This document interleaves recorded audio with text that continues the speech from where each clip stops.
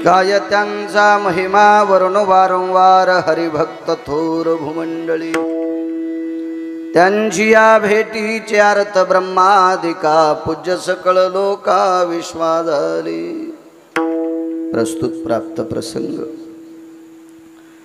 निवडलेला अभंग विश्वमान्य विश्वभूषण विश्वाधिकार विश्वप्रिय चिन्मयी स्वरूप असणारी अधिकार संपन्न साधू श्रीमंत श्री जगद्गुरु तुकोबराय यांच्यावरती देवाईपेक्षा अतूट प्रेम करणारी महान भगवत भक्त संत शिरोमणी निळोबराय यांचा प्राप्त प्रसंगी निवडलेला अभंग विठला विठला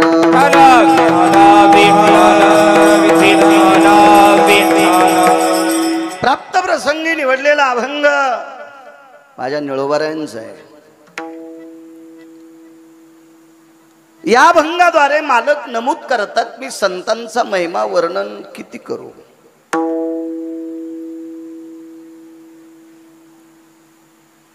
किती वर्णन, काय त्यांचा महिमा वर्णो वारंवार किती वर्णन करू। तो सरल्या जात नाही, तो संपल्या जात नाही। इतका मोठा महिमा जर कोणाचा असेल तर तो संतांचा आहे। देवाची व्याप्ती सांगणारी या महाराष्ट्राच्या मातीमध्ये या पवित्र भारत देशामध्ये संत महंत यती योगी जपी तपी सिद्ध अनुरागी अशी खूप लोक आहेत। पण संतांची व्याप्ती सांगत असताना इथं संपली अशी म्हणण्याची ताकद पंढरपुरातल्या मालकात पण नाही। कारण पंढरीतले मालक किती मोठे आहेत असं म्हणण्यापेक्षा पंढरपुरातल्या मालकाला मोठं करणारं कोण आहे तर ती संत आहेत। अमुची अभावे तुझ देवपण, अमुची अभावे तुझ देवपण,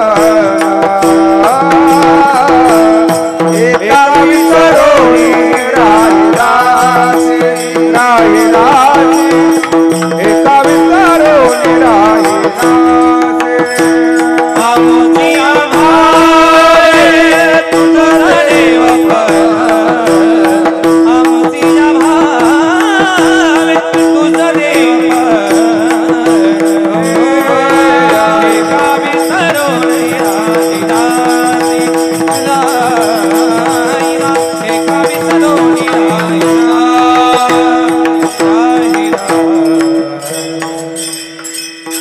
देवाला देवपण देण्याची ताकद कोणात असेल तर ती संतात आहे। याच्या पलीकडे सांगू सज्जनांना, ही संत जर जन्माला आली नसती तर देव ही व्याख्याच कोणाला माहीत झाली नसती। कोणी ठावी केली कुळीची हे कुळा देवी, केली ठावी संतानी, केली ठावी संतानी, केली ठावी कुळीची कुळा देवी, केली ठावी संतानी, केली ठावी संतानी, केली ठावी संतानी। कुळीची हे कुळदेवी केली ठावी संतानी। विश्वाच्या मालकाचे प्रचार प्रमुख कोण असतील तर ती संत आहेत। त्यांनी तो महामाल दाखवून दिला। इतकी मोठी संत आहेत महाराज। विश्व ज्याच्या ताब्यात आहे त्याला जगाचा बाप म्हणतात। देखवी ऐकवी एक नारायण हे सर्व सूत्र ज्याच्या ताब्यात आहे त्याला जगाचा बाप म्हणतात।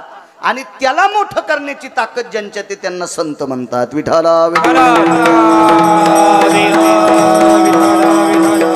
मोठ्या श्रद्धेने मोठ्या अट्टहासाने तुम्ही जेवढा आशीर्वाद देईल तेवढा संतपर बोलण्याचा प्रयत्न करेल। किती मोठी व्याप्ती आहे संतांची। मोठ्या श्रद्धेने मोठ्या अट्टहासाने मोठ्या असीम प्रयत्नाने चालत असलेली मला वाटते गेल्या 42 वर्षाची परंपरा भगवान राजेश्वराच्या कृपेने संत महंत यती योगी जपी तपी सिद्धांच्या कृपेने गावकऱ्यांच्या असीम प्रयत्नातून चालत असलेला हा ज्ञानयज्ञ अन्नदानाचा यज्ञ या परम पावन सोहळ्यात माझ्यासारख्या सर्वसामान्य गिरगावच्या बाळूला कीर्तन करण्याचा योग येतोय ते माझं परम भाग्य आहे। भगवान राजेश्वराचं दर्शन झालं। हा परिसर परम पावन अनंत पाप्यांचं पाप धुणारी तीर्थाची मालकीन तीर्थाची स्वामीन ही भीमा माता, हिच्या तीरावर वसलेलं हे सात्विक सदाचारी पुण्यशील पावन शेतीशी नाळ असलेलं हे राजेगाव नावाचं गाव. वर्षभर कितीतरी कार्यक्रम या गावात सात्विक सदाचारी पुण्यशील होतात. मला वाटतं इथं दुसरं काय आणत नाहीत वाटते. नाहीत आणत, चांगली गोष्ट आहे. तुमच्या भागात जरा जास्त जोर आहे त्या गोष्टीवर. विठाला विठाला पैशावली माणसं आहे, सुजलाम सुफलाम भाग आहे तुमचा. याच्याकरता थोडासा तुमचा भाग तिकडं जास्त कल्लेला आहे. पण हे गाव राजेगाव असं सापडत आहे ज्याच्या गावात राजे शब्द आहे तरी पण ते गाव त्या मार्गाकडे जात नाही. म्हणून तुमच्या गावातल्या बुजुर्गांना कोटी कोटी धन्यवाद. विठाला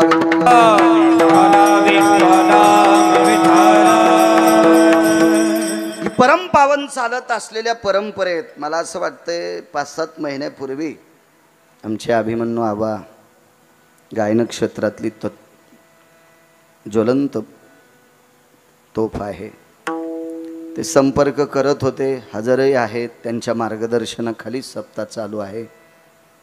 अभिमन्यू आबा पांचाळ त्यांना धन्यवाद देतोय. गोडसक तुमचं मार्गदर्शन आहे गावकऱ्यांना, तरुणांना.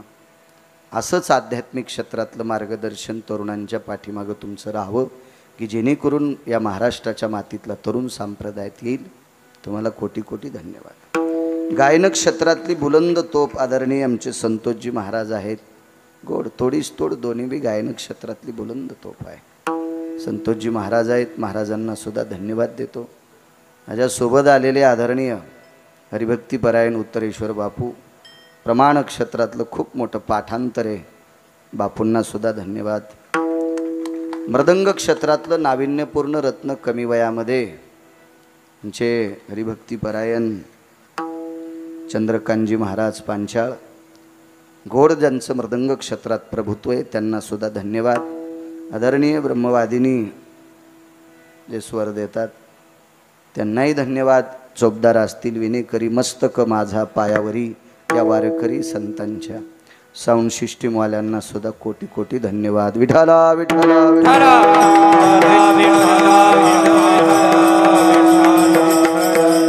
आम्ही आल्या आल्या ज्यांच्याकडे आबा बसलो त्यांना सुद्धा, अमोल भाऊंना सुद्धा धन्यवाद. गावात जेवढ्या अण्णाबाची मंडळी असतील तेवढ्यांना कोटी कोटी धन्यवाद. सप्ताहामध्ये श्रावण मासातला सप्ताह आहे. या मासाला अधिष्ठान भगवान देवादिदेव शिवशंकरांचं असतं. या मासामध्ये पंढरीतल्या मालकाचा 8व्या अवतारातला जन्म सुद्धा अष्टमीला आहे. इतका परमपावन मास. आणि याच मासात आजच्या तिथीला अष्टादश संतांपैकी एका साधूचा समाधी सोहळा आहे. त्या साधूंचं नाव आहे संत शेना महाराज. त्यांच्या चरणी सुद्धा साष्टांग दंडवत करतो आणि माझ्या अभंगावर येतोय. विठाला विठाला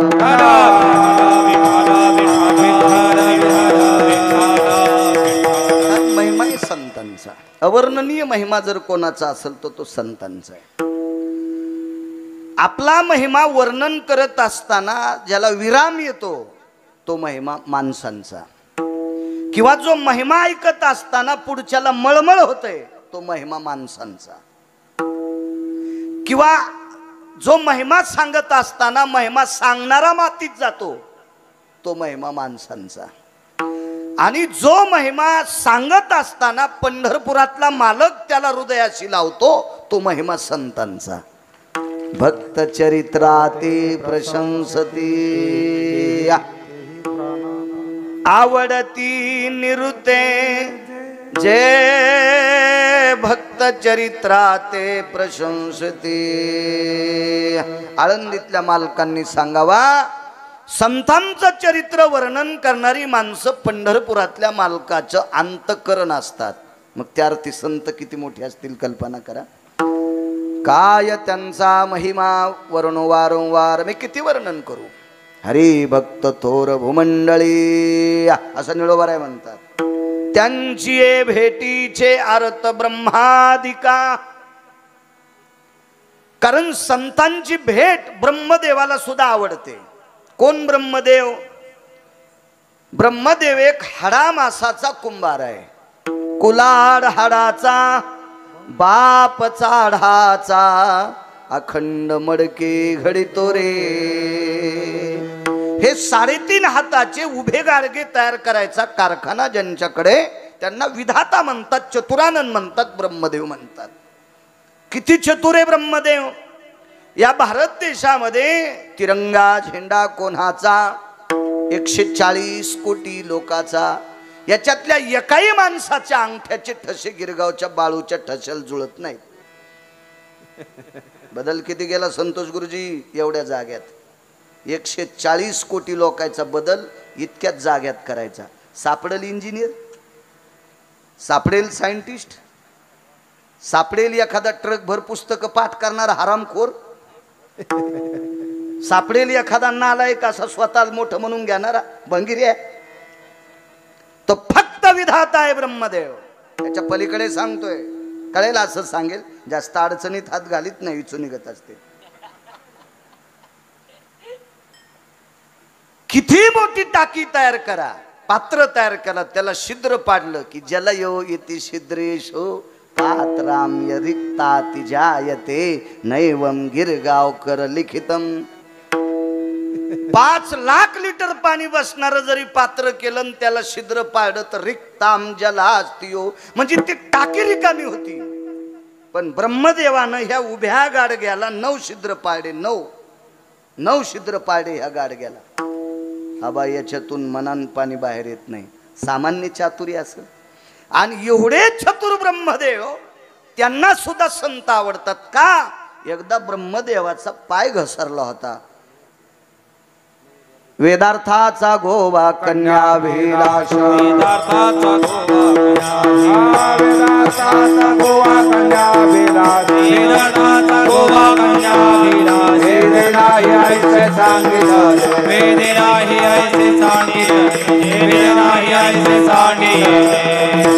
वेदार्थाचा गोवा कन्याभिलाष, वेदनाही ऐसे सांगितले. म्हणून ब्रह्मदेव अपूज्य ठरले होते. ब्रह्मदेव पूज्य पुष्करला ठरले ते द्वापार युगात. काल 26 तारखेला ज्या मालकाचा जन्म झाला आणि मग हे मालक 4 वर्ष 27 दिवस गोकुळात राहिले आणि मग नंतर वृंदावनाच्या ठिकाणी ब्रह्मदेवाने एकदा पाहिलं. 8 वर्ष 27 दिवस. क्षमा असावी, 4 वर्ष बोललो आता, कधी कधी लोड येतोय.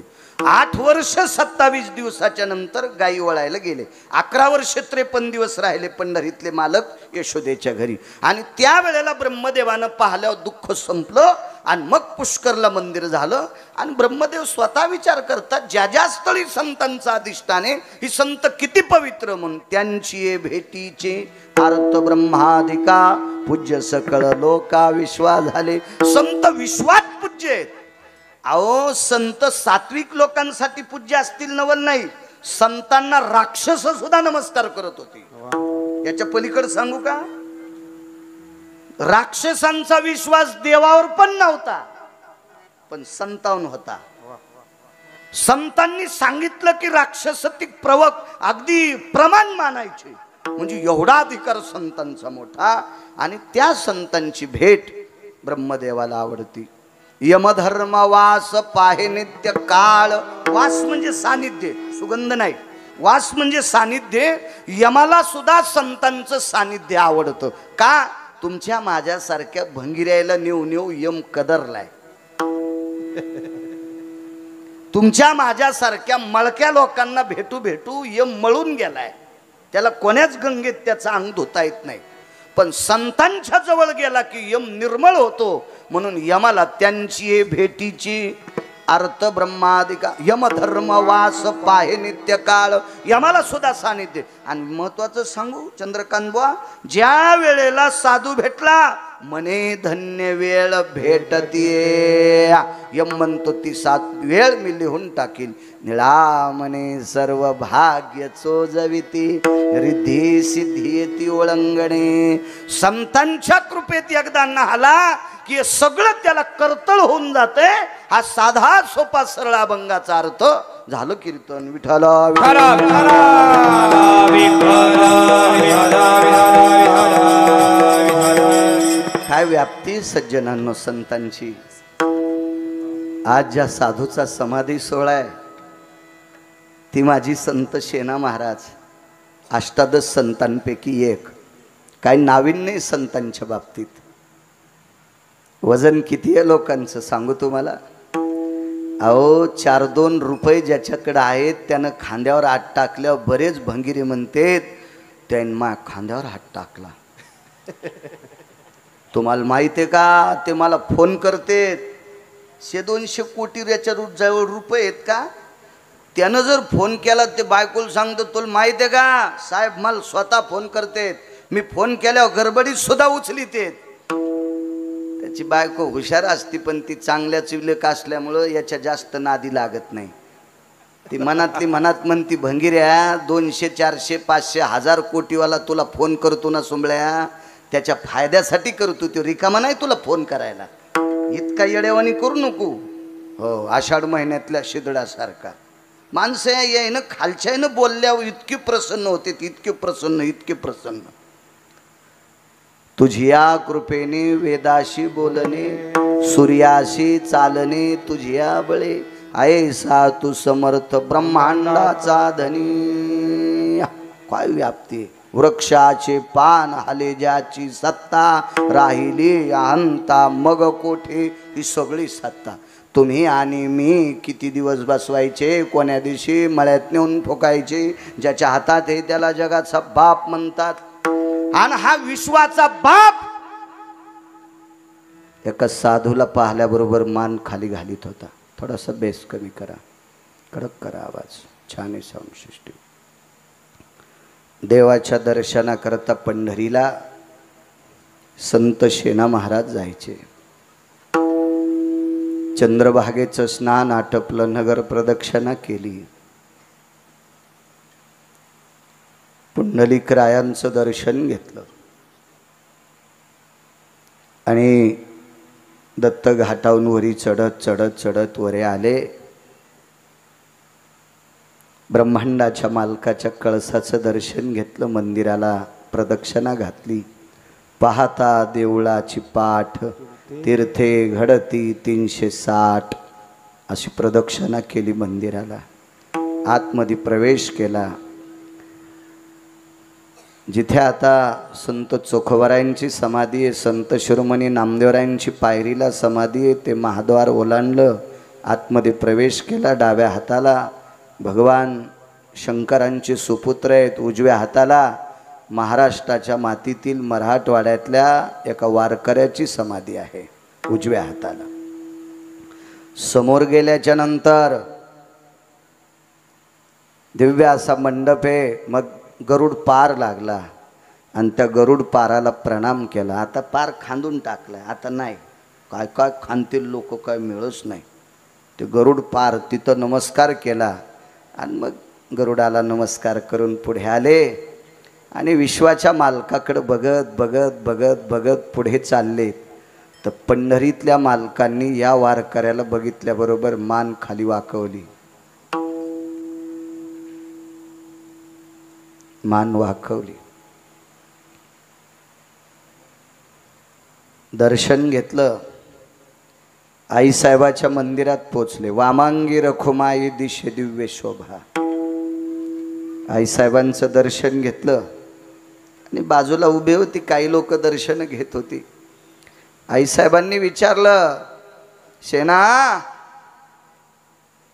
काय आवडीनं लेकरू म्हणून हाक मारला असेल आईसाहेबांनी शेना महाराजांना. शेना, शेना महाराजांनी आवाज दिला, जी आईसाहेब, जी जी जी. मालकाचं दर्शन राहिलं की काय? नाही आईसाहेब, घेऊन आलो, दर्शन घेऊन आलो मालकांचं. थांबला तुम्ही शेना, काय काम आहे? आईसाहेब एक बोलायचंय. काय?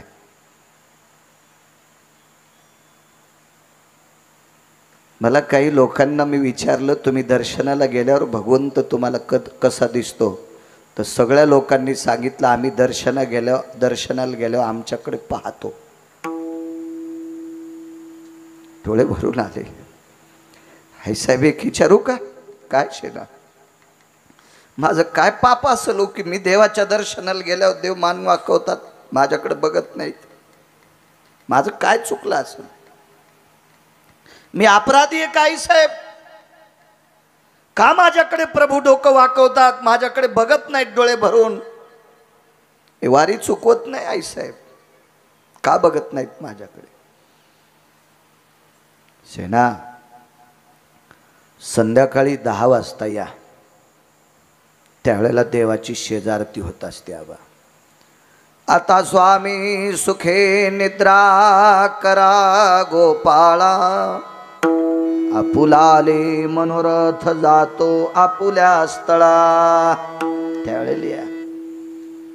गेले शेना महाराज. आईसाहेबांनी सांगितलं, मालक आपल्या भेटी करता शेना आलाय.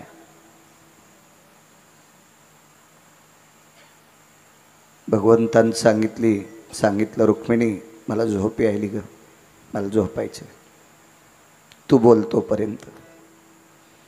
सेना महाराजाला बसायला टाकलं. कोण टाकलं सांगू तुम्हाला? जगाच्या मालकीनीनं. 200, 400, 500, 1000, 5000, 4000, 10,000 कोटी रुपयाच्या ज्याच्याकडे त्याच्या बायकोन नाही. तुम्हाला किती श्रीमंत किती भिकारी करायचे, जिच्या हातात ते तिला लक्ष्मी म्हणतात, तिनं बसायला टाकलं. बसा शेना बसा. बसले महाराज. काय म्हणत होतात दुपारी? काही नाही म्हणे आईसाहेब,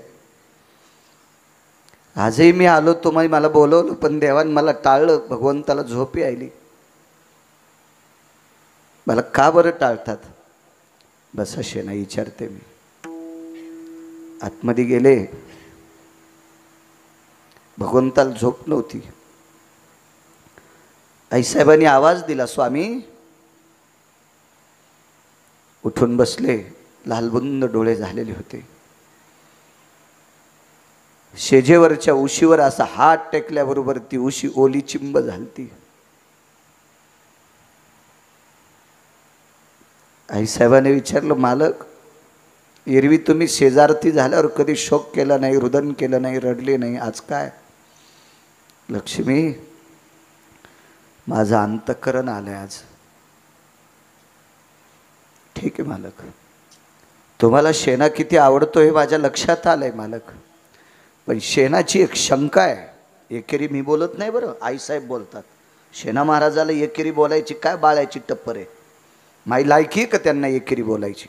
आईसाहेब बोलतात. आईसाहेबांनी विचारलं, मालक त्या शेणाची शंका आहे हो तुमच्याकडे? काय शंका आहे?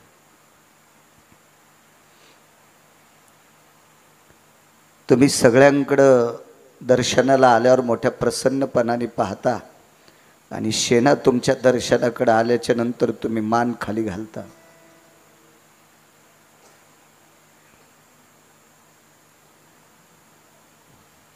शक्यतो बायको पुढे दुःख व्यक्त करणारी माणसं जगात खूप असतील, पण पत्नीचं हृदय धरून रडणारी माणसं कोणी नसतील. लक्ष्मीचं हृदय वळलं आणि रडू लागले. रमा, हे रुक्मिणी, माझ्या सेना दर्शनाला आल्यावर त्याच्या डोळ्यात डोळे घालून पाहायची हिंमतच नाही ग. एवढं कर्ज त्याचं माझ्या डोक्यावर आहे, त्याचं भक्तीचं. त्या कर्जानं माझी मान वाकली. ब्रह्मांडाचा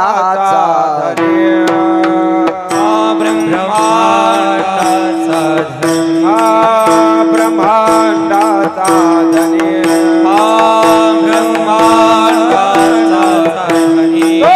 संधी केला ऋणी, तो संधी केला ऋणी, तो संधी केला ऋणी, तो संधी केला ऋणी, तो संधी केला ऋणी, तो संधी केला ऋणी. ब्रह्मांडाचा धनी, तो संधी केला ऋणी,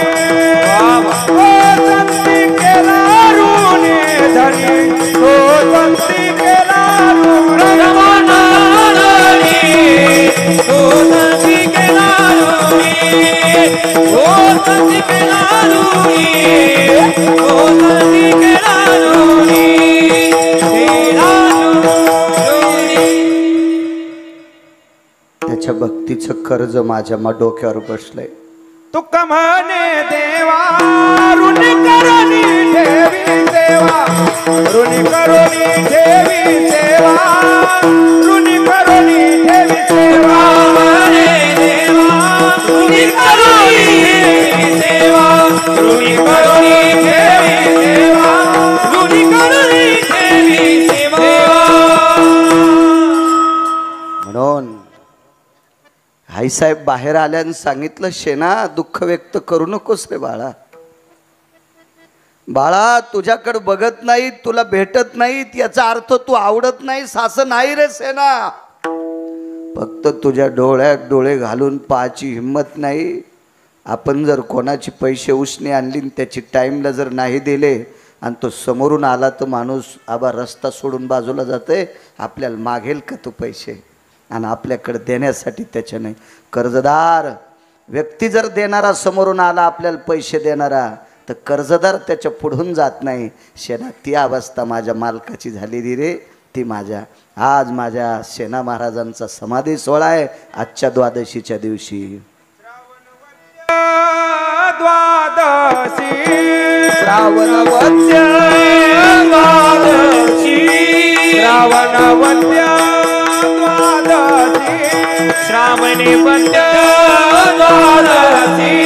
सेना समाप्त ते दिवशी, सेना समाप्त ते दिवशी, सेना समाप्त ते दिवशी, सेना समाप्त ते दिवशी. श्रावण वद्य द्वादशी रे, श्रावण वद्य द्वादशी, सेना समाप्त ते दिवशी. देवशैनी एकादशी आषाढीची वारी झाल्याच्या नंतर सावताबाबांचा समाधी सोहळा, संत शिरोमणी नामदेवरायांचा समाधी सोहळा आणि आज द्वादशीच्या दिवशी माझ्या सेना महाराजांचा समाधी सोहळा. राजे हो, सर्वसामान्य कुटुंबात जन्माला आलेले सेना महाराज भक्तीच्या कर्जानं जगाच्या बापाला मान वाकवायला लावित होते. हा संतांचा महिमा आहे. म्हणून मालक पहिल्या कडव्यात म्हणतात, कायकाचा महिमा वर्णुवान मारे, कायकाचा महिमा वर्णुवान मारे, कायकाचा महिमा वर्णुवान मारे,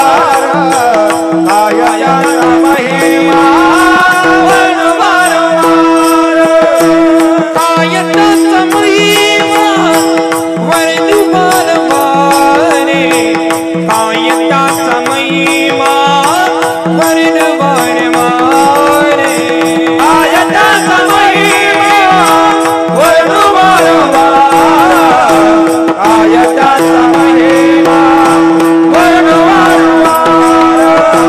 हरी भक्त तोर भूमंडळी, हरी भक्त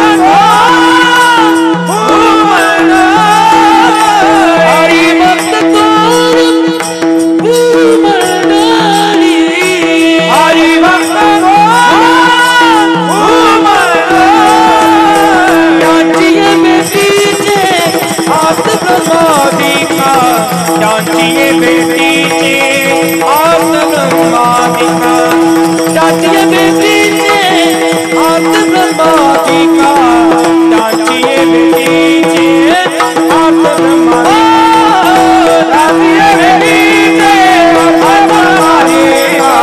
त्यांची बेटीचे हात ब्रह्मादिका,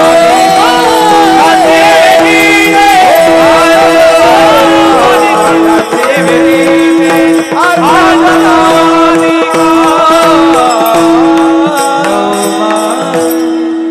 ताकद आहे महाराज संतांची.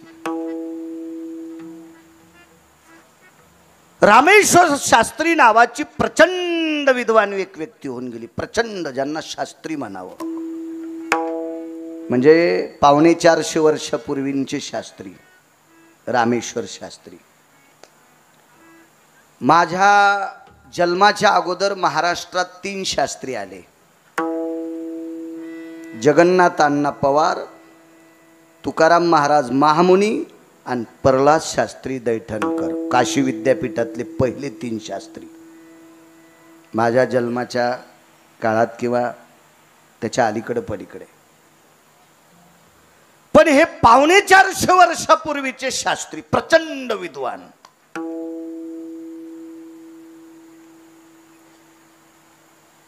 रामेश्वर शास्त्री एखाद्या वेळेस गंगेच्या पात्रात संध्या करण्याकरता गेले आणि गंगेचं पाणी एखाद्या वेळेस वाढलं खळखळ करत असेल उताराला, तर त्या उताराच्या आवाजानं त्यांना त्रास व्हायचा. तितक्या वेळात तापो जलद्भयो स्थिता मंत्रोच्चारस्तते वचम स्थिरयाम गंगोदकम.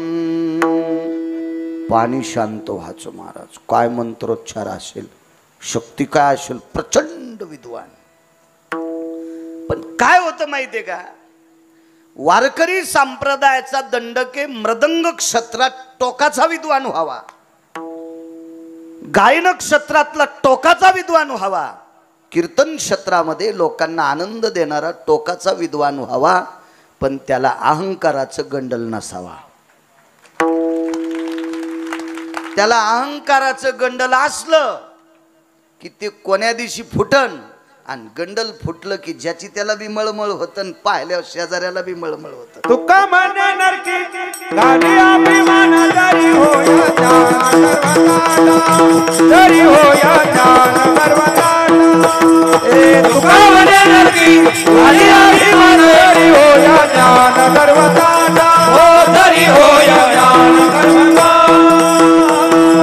देहूतल्या मालकांनी सांगावं, तुका म्हणे नरकी घाली अभिमान जरी होय गर्व अभिमान. हे ताठा असला की ते कवा मोडल काय सांगता येत नाही.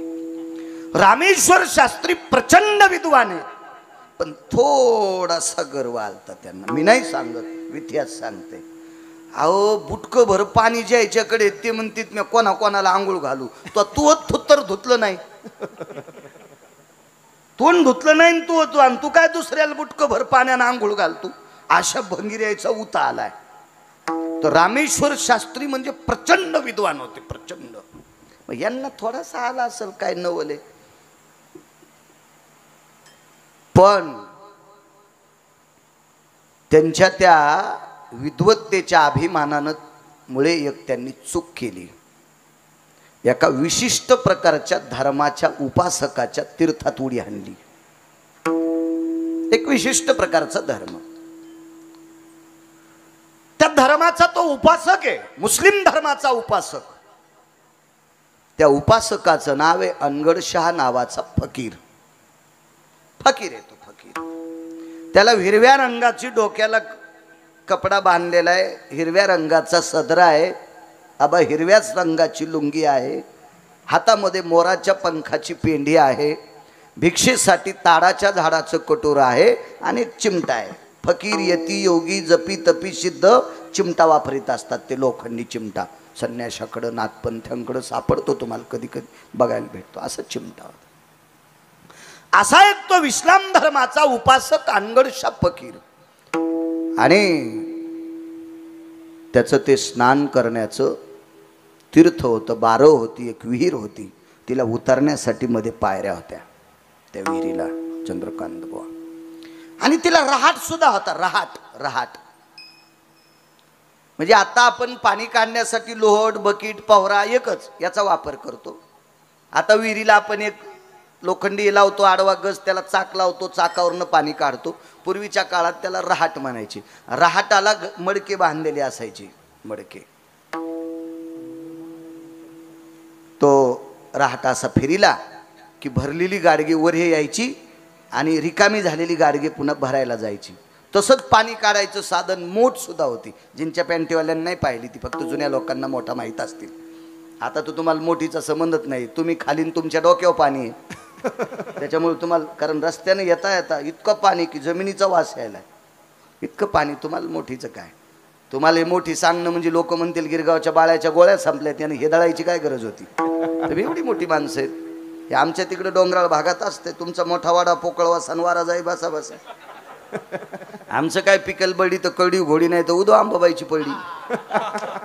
आमचा असा साधा कारभार. चला असू द्या, तुम्ही मोठे, तुमच्या पोरायला आमच्याकडच्या पोरी देऊ. किल्ले आमच्यात पोरीच्या हातात येते ना, काय ताण आहे. येरी बेजारीत लोक चांगले चांगले बायडाटे टाकू टाकू. कोणी भूत पाहिनं त्या बायडाटायला. विठाला विठाला.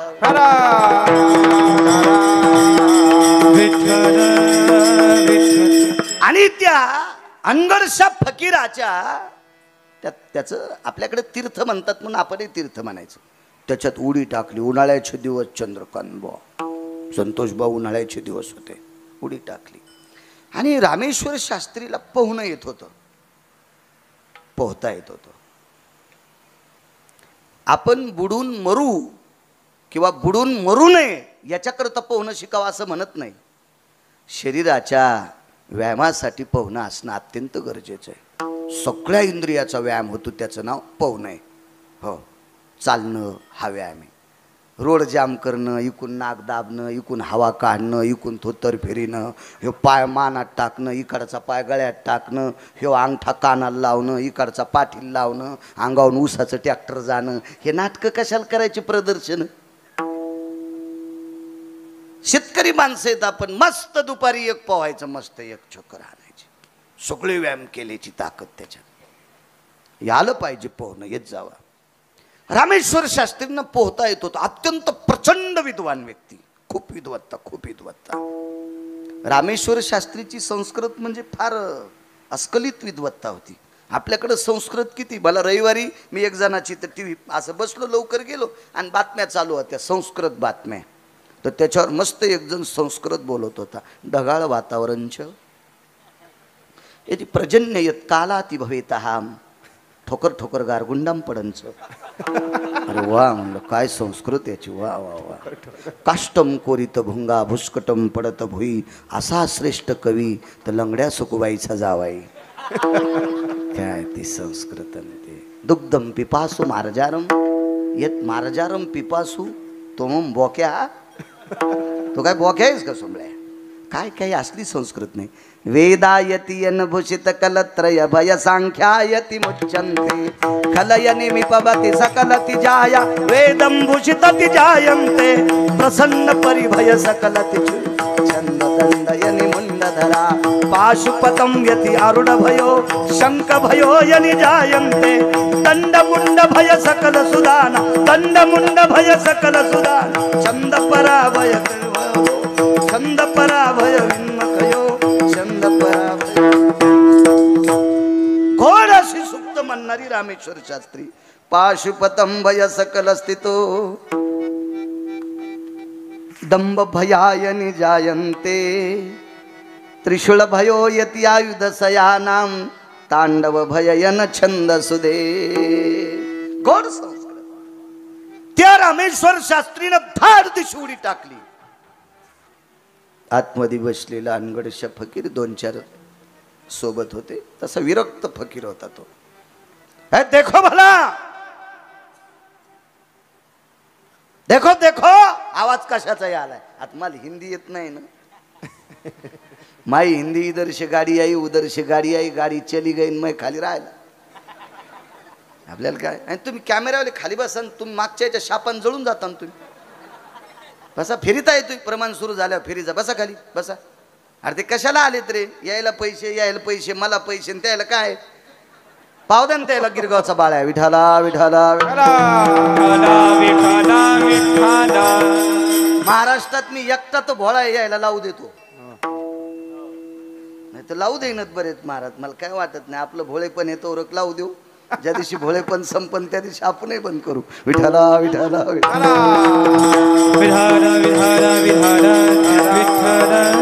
देखो मला देखो. बघा रे मागचे किती खुश झाले आता. बघा आहे का, बघा आहे का नाही. आबा खोटं बोलतो का. आता ते कसे तुम्ही कॅमेरेवाले असल्यामुळं काहीच म्हणीनं गेले ते बिचारे.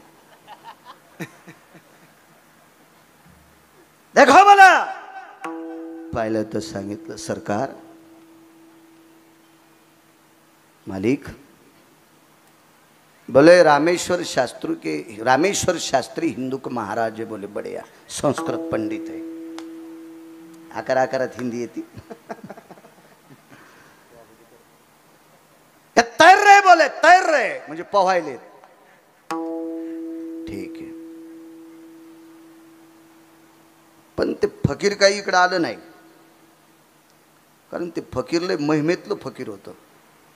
ते फकीर काय असं इकडे तिकडे कोणाची ते पिठण गीठ मागणारं फकीर नव्हतं ना, ते अधिकारी फकीर होतं. ते काय असं त्या इस्त्या हे टाकून हे ते असं फकीर होतं का? ते फकीर फकीरच.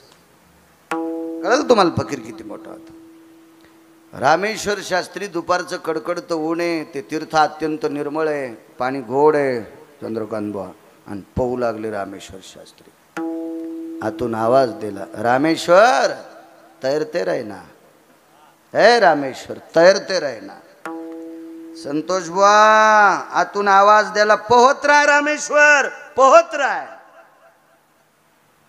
रामेश्वर शास्त्रीनं आवाज ऐकला, त्याच्या लक्षात आलं आपल्याला भेलगडे बापू, भेलय पोहा म्हणायले, पण पोहन किती वेळ माणूस, काय त्यांचा महिमा सांगतोय, किती वेळ पोहन. आबा कंटाळा आल्यावर रामेश्वर शास्त्री, त्या विहिरीला पायऱ्या होत्या, 12 पायऱ्या होत्या ना पहिले, त्या विहिरीला पायऱ्या होत्या.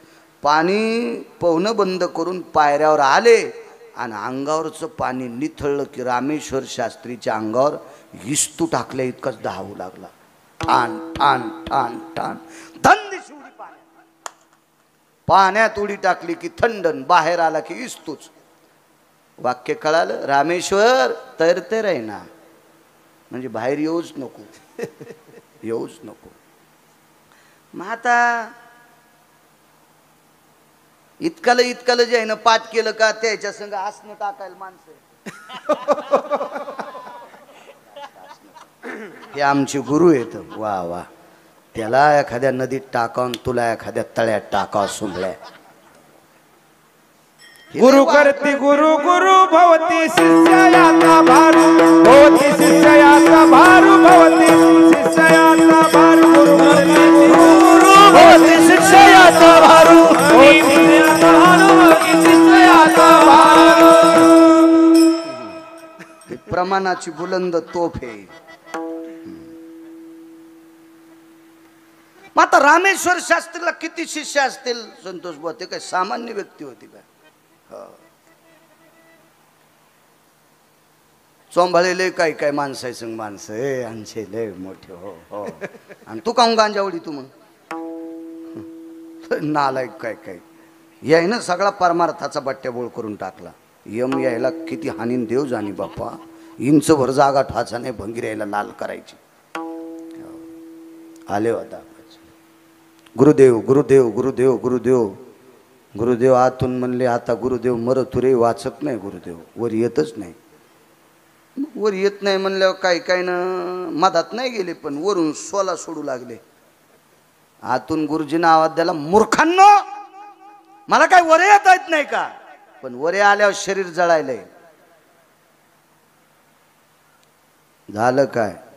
ते फकीर म्हणले पोहत राय, फकीर म्हणले पोहत राय. तिकून त्या फकीराच्या सानिध्यात आश्रम झाडणारा आला आणि ते म्हणला, मैंने बोला था आपको. छुपीच गोती मारी बोले तुमने, काय के वास्ते उडी टाकली. यालीन हिंदीतच काय हाशीत पाहिजे. तुम्हाला एक सांगू का, वरण जास्त मिरचू जास्त गाळ शिजलं ना खा वाटत नाही, जरा आरडकच पाहिजे. तशी हिंदी बी जरा आरडकचीत पाहिजे, जरा बरी लागती गाबुळी. विठाला विठाला.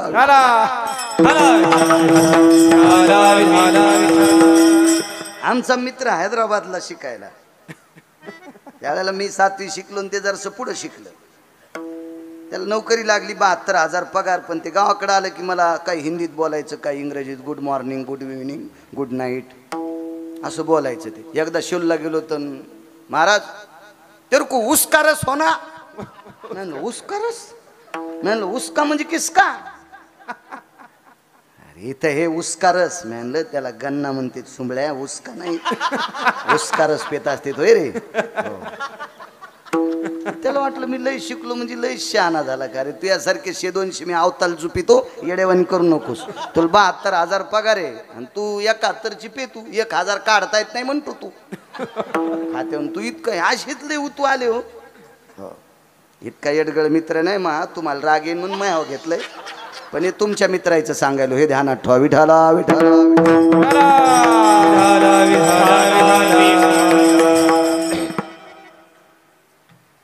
मैंने बोला था बोले आपको, अब क्या करना पड़ेगा बोले. हमारे गुरुजी का स्तवन करो बोले. आता रामेश्वर शास्त्री तो हिंदुत्ववादी माणूस, वैदिक संस्कृतीतला,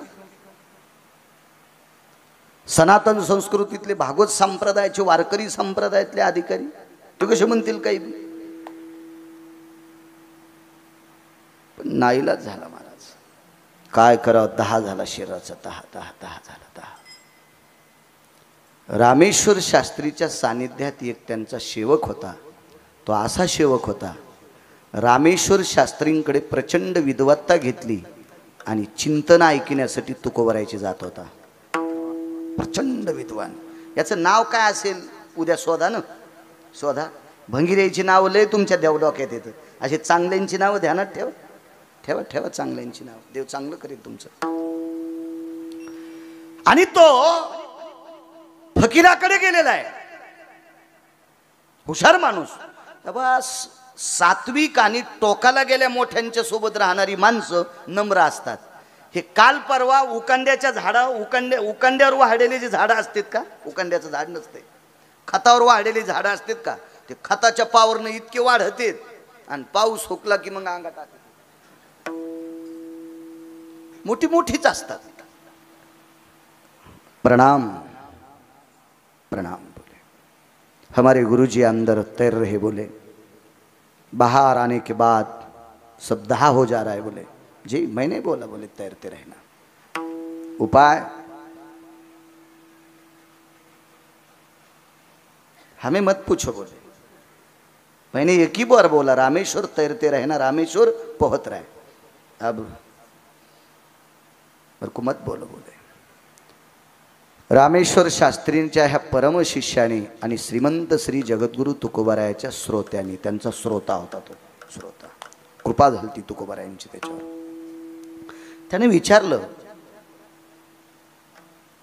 फकीर जी, अनगढ़ शाह जी, मैं अंदर जाके हमारे गुरुजी को निकालू बोले. निकालू बोले. विचारले होते काय वात्रट नव्हतं म्हातार, सारे गावाला पाणी भरू देत होतं ते, पण मधात आंघोळ करू देत नव्हतं. शिस्तीतलं होतं ते म्हातार. पायऱ्या चढून उतरून खाली आले आणि सांगितलं, गुरुजी एक पर्याय आहे, आपल्याला तुकोबारायाकडे जावं लागतंय. अनगडशा फकीराकडे पर्याय नाही, म्हातारा ऐकत नाही, आपल्याला तुकोबारायाकडे जावं लागतं. मग जावं कसं? एक व्यक्ती पखाल घेऊन चालला होता. पखालही जीनच्या पॅन्टीवाल्यांना कळणार नाही, जुन्या म्हाताऱ्यांना पखाल कळत असती. पाणी भरायचं साधन पखाल. पखालीला 4 तोंड असतात, पाणी टाकायचे 2 आणि पाणी काढायचे 2. कालिदासाच्या संस्कृतमध्ये आले. चतुर्मुखो न च ब्रह्मा वृषारूढो न शंकराः अकाले वर्षतं मेघम तशहम कुलबालिकाः. कालिदासाच्या नगरीत गेलेल्या मुलीने सांगितलं, 4 तोंड आहेत पण ब्रह्मदेव नाही, वरी बसलाय पण शंकर नाही, आकाशात ढग नाही तरी पाणी पडतंय, मी त्याची मुलगी आहे. कोळ्याची मुलगी होती, कोळी दादाची कन्या होती. पाणी भरणारा महात्मा होता तो. आवाज दिला जी. त्यांना माहित होतं रामेश्वर शास्त्रींचे शिष्य आहेत. प्रणाम. पखाल पाहिजे आम्हाला. त्याच्या लक्षात आलं, रामेश्वर शास्त्रीने कधी पखालीतलं पाणी पिलं नाही, कारण पखालीला चमडा असतो ना. आज पखाल कशा करता? आता छोट्या माणसाचं काय चालतंय जी. त्या हावलिकेला हाल्या, त्याच्या लक्षात होतं हे हाल्या ह्या दादालाच चलवतोय. आपण हाल्याला धरलं त्याला शिंग होते मोठाले. नाही म्हणले तुम्हीच वडी तिथपर्यंत घ्या. त्या पायऱ्याच्या तोंडापर्यंत हाल्या आणला. रामेश्वर शास्त्रीला मध्ये वरी बोलवलं, कपडे अंगाला गुंडाळले, ओलं होतं. पखाली एका बाजूनं चिरली आणि रामेश्वर शास्त्री पखालीत बसले. पाण्याच्या बाहेर आले की शरीर जळू लागलं, तेजाब अंगावर टाकल्याने होऊ लागलं. आणि चंद्रकांत बुवा अशीच पखाल तुकोबारायाच्या दारात. रामेश्वर शास्त्रीकडे प्रचंड विद्वत्ता घेऊन श्रीमंत श्री जगद्गुरु तुकोबारायाच्या कीर्तनात नम्र स्वरूपानं, पावन स्वरूपानं, सात्विक स्वरूपानं, सदाचरी स्वरूपानं, कर्तव्यदक्ष स्वरूपानं श्रोत्याच्या यादीत तुकोबारायच्या बसलेली व्यक्ती ही रामेश्वर शास्त्रीची पट्टशिष्य. आवाज दिला, आईसाहेब. आईसाहेब म्हटल्याबरोबर तुकोबारायच्या धर्मपत्नी बाहेर आल्या.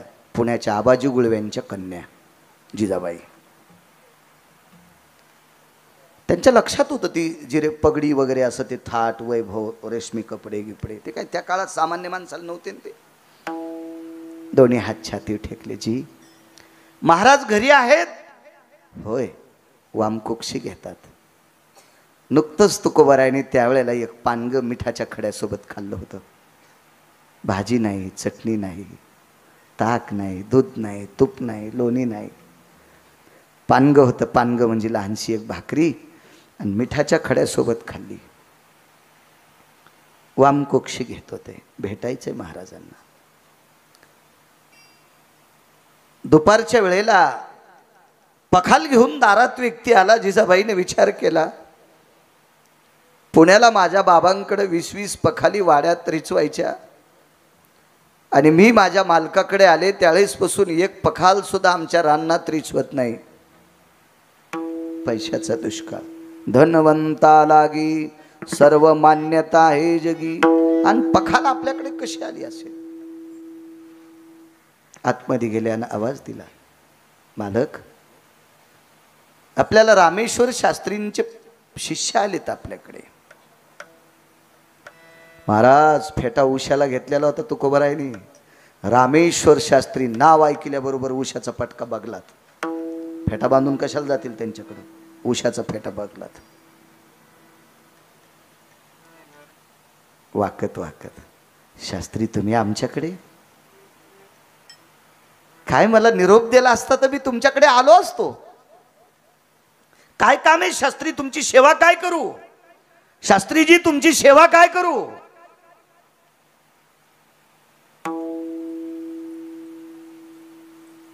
पखालीतनं वरी डोकं काढलं.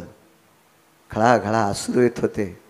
तुकोबाराय हानगडशा फकीराच्या नॅचमध्ये उडी टाकली. नॅच म्हणते त्याला. उडी टाकली आणि त्याने आतून शाप द्याला, पोहत राय. बाहेर निघलं की 10 शरीराचा होतोय. आतमध्ये गेले. एक कागद आणला. तिथंच पखालीपाशी गुडघा वरी केला आणि मांडीवर कागद ठेवला आणि त्याच्यावर एक अभंग लिहिला. चित्त शुद्ध तरी शत्रु मित्र होती. चित्त शुद्ध तरी शत्रु मित्र होती. चित्त शुद्ध तरी शत्रु मित्र होती. व्याघ्रहीन खाती सर्पतया. व्याघ्रहीन खाती सर्पतया. व्याघ्रहीन खाती सर्पतया. विषते अमृत आघात ते भीत आकर्तव्य नीत होय त्याशी दुःख ते देईल सर्व सुख फळ होतील शीतळ अग्निज्वाळा आवडे जीवाशी जीवाची हे परी सकळ अंतरी एक भाव.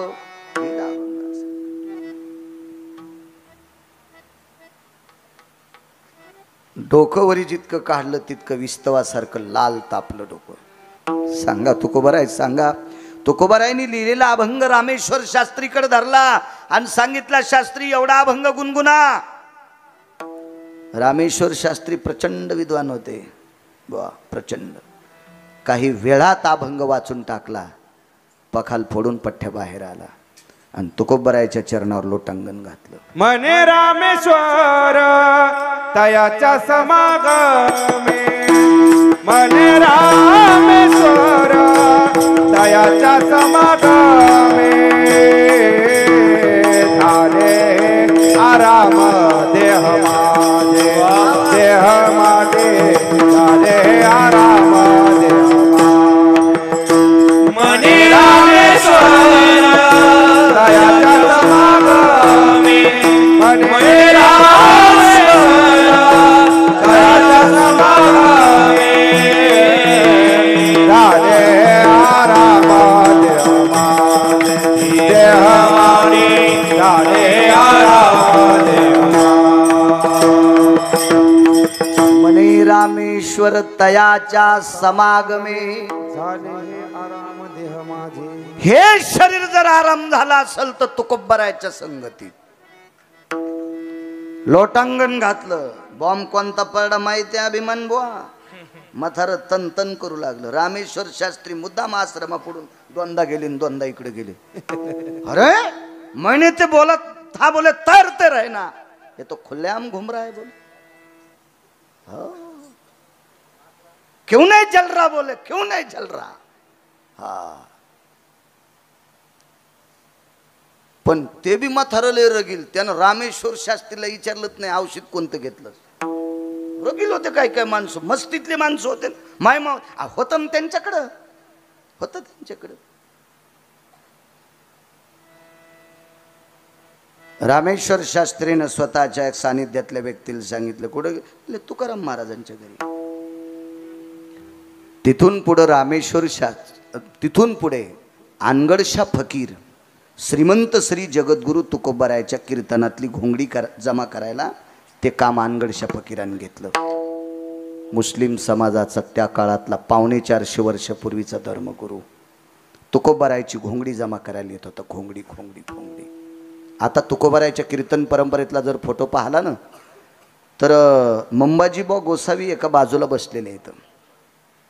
रयतेचे राजे छत्रपती शिवाजी महाराज त्यांच्या बाजूला आहेत आणि हिरव्या रंगाचे कपडे घातलेला अनगडशा फकीर बाजूला बसलेला आहे. दृष्टांत संपला.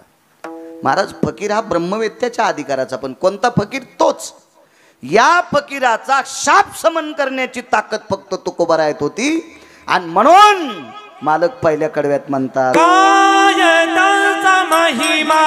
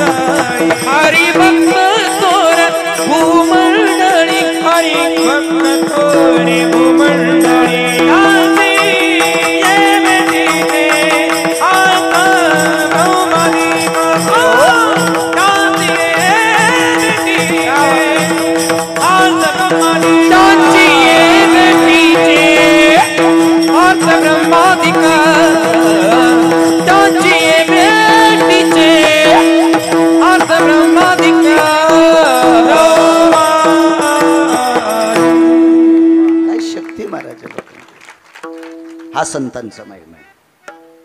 बापू वेळ संपल्यावर सांगा बरं मला.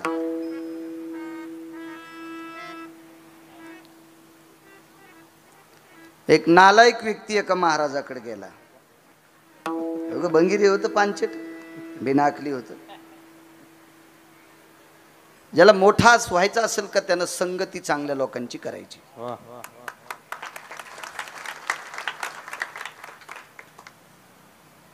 मी फार लहान होतो अभिमान आबा, त्यावेळेला मी एक कीर्तन, तसे 4 कीर्तनं अण्णांची ऐकली.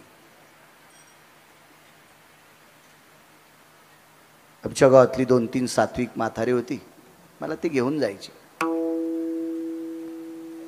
मी अण्णांचं एक वाक्य ऐकलं तर संसार करत असताना आपल्यापेक्षा लहान लोकांकडे बघून करायचा आणि परमार्थ करत असताना आपल्यापेक्षा मोठ्या लोकांकडे बघून करायचा.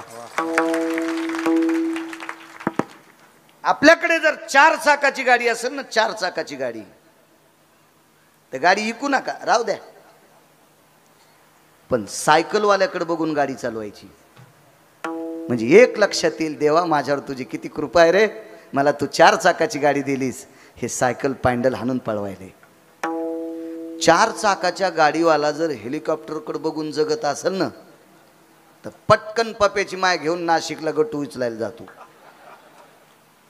नाही, म्हणून संसार करत असताना लहानाकडे बघून जगायचं, आणि परमार्थ करत असताना या संप्रदायातल्या आधारीव लोकांच्या विचारावर पावलं टेकून चालायचं. दगडावर आपटिल्यान मरण नाही. संगत करना बड़ो बढ़त बढ़त गिन जाए, आजा बैठी नजर पर मन चाहे फल खाए कबीरा, मन चाहे फल खाए. मोठ्यांच्या सानिध्यात राहायचं. आपण काय करतो माहितीये का, एखाद्याच्या घरी जायचं आणि त्याच्या इथं सोपा कस काय असा, अरे त्यानं काम केलंय, कष्ट केले, त्याच्या बापान प्रॉपर्टी कमिलती, हा तो बाप बुट हरपून येतून कशाला अशा गोष्टीचा विचार करू. आणि तू 10:30ला दात घाशीतून तुला कसं